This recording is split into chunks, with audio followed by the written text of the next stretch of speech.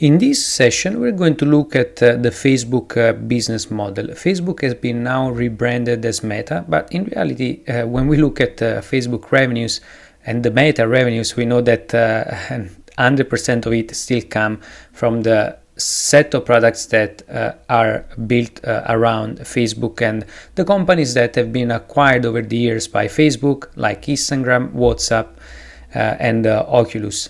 Now, let's look at the Facebook business model, which I really like to call an asymmetric business model.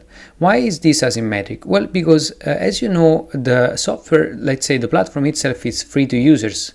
So the users are actually getting a limited ability to actually scroll through the feed, which is the main page that you find on the platform that is plenty of relevant things that you might like based on personalizations that the platform does over the user.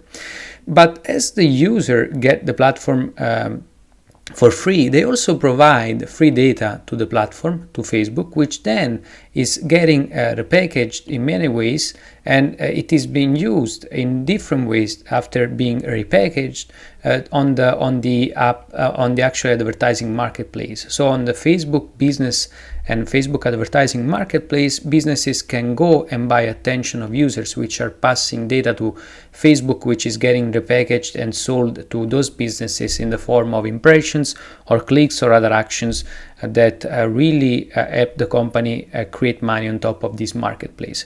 So this is asymmetric because, again, the product is free, but the data behind the users is getting repackaged and monetized in the advertising marketplace.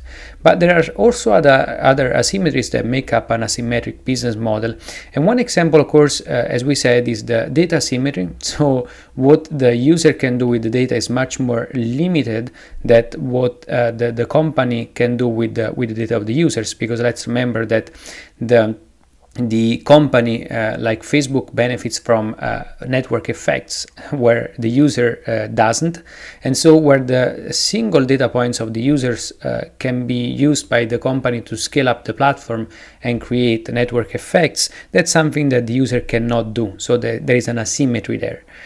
So Facebook can use this data, again, repackaged on the advertising marketplace to generate network effects, to grow the advertising platform, and to keep growing also the platform for users by giving much more customizations and personalizations. The other, of course, asymmetry is in terms, again, of revenue, as we saw. So it's not just data, it's also in terms of revenue, because the company offers a free product, but then on the other side, it monetizes the product by having a third party, a business, a marketer, a company, to actually subsidize the platform for the users. And those asymmetry explains Facebook business model, how it works. And this is also a sort of hidden revenue generation model where the user or the average user doesn't know and doesn't care of how the company makes money. As long as the product works extremely well, it gives a smooth experience and it's free.